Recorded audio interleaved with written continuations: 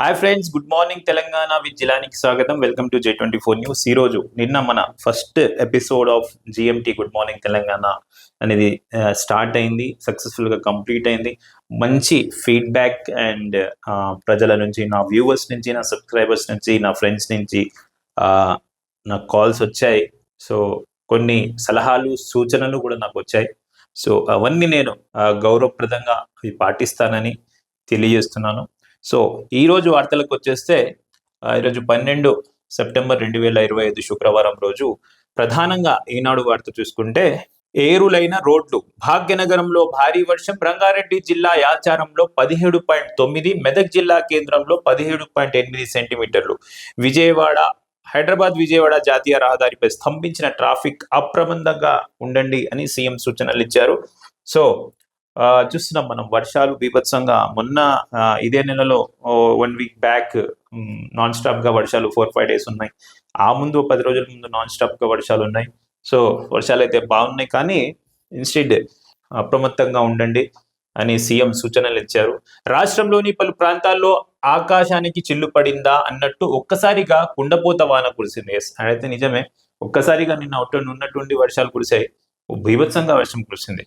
చూస్తుండగానే రోడ్లు ఏరులై పారాయి. గురువారం ఉదయం నుంచి మధ్యాహ్నం వరకు మెదక్, యాదాద్రి జిల్లా, మధ్యాహ్నం నుంచి సాయంత్రం వరకు రంగారెడ్డి, హైదరాబాద్ జిల్లాలో భారీ వర్షాలు కురిశాయి.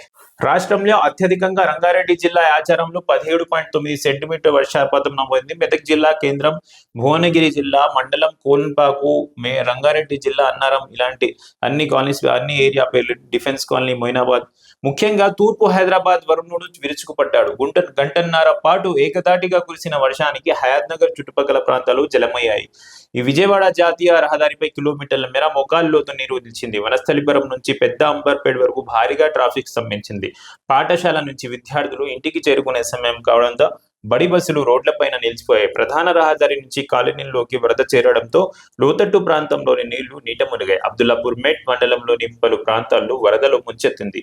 భారీ వర్ష సూచన నేపథ్యంలో రాష్ట్ర వ్యాప్తంగా అన్ని శాఖల అధికారులు, సిబ్బంది అప్రమత్తంగా ఉండాలని ముఖ్యమంత్రి రేవంత్ రెడ్డి గురువారం ఆదేశించారు. పురాతన ఇళ్లలో ఉన్న వారిని ఖాళీ చేయించి సురక్షిత ప్రాంతాలకు తరలించాలి. హైదరాబాద్ లోని హైడ్రా, GHMC, NDRF, అగ్నిమాపక, ట్రాఫిక్, పోలీసు సిబ్బంది సమయం చేసుకుంటూ ఎటువంటి ఇబ్బందులు లేకుండా తలెత్తకుండా చర్యలు తీసుకోవాలని, వాగులపై ఉన్న కాజ్వేలు, కల్వర్ట్లపై నుంచి వరదలు పొంగే ప్రమాదం ఉన్నందున ప్రజలు వాటి దాటే సమయంలో అప్రమత్తంగా ఉండాలని, చెరువులు, కుంటలకు గండ్లు పడకుండా నీటిపారుదల శాఖ అధికారులు ముందు జాగ్రత్త తీసుకోవాలని సీఎం సూచించారు.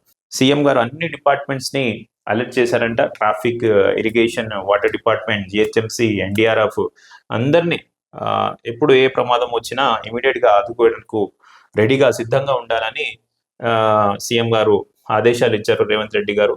అదే విధంగా చూస్తే నిన్న ఒక వార్త, కలెక్టరేట్ లో కుప్పకూలిన పై అంతస్తు. ఆదిలాబాద్ కలెక్టరేట్ ఒకవైపు కూలిన పై అంతస్తు. ఆదిలాబాద్ కలెక్టర్ ఆఫీస్ కూలిపోయిందంట ఒకవైపు, అంటే మొత్తం కలెక్టర్ ఆఫీస్ కూలిపోయిందనుకో. మళ్ళా బీఆర్ఎస్ వర్షాలకు ఆదిలాబాద్ కలెక్టరేట్ భవనం ఓవైపు భాగం గురువారం సాయంత్రం కుప్పకూలింది. 2 స్లాబ్లు కూలిపోగా అక్కడి వరండా, దానిపై పై అంతస్తు లేనమట్టమయ్యాయి.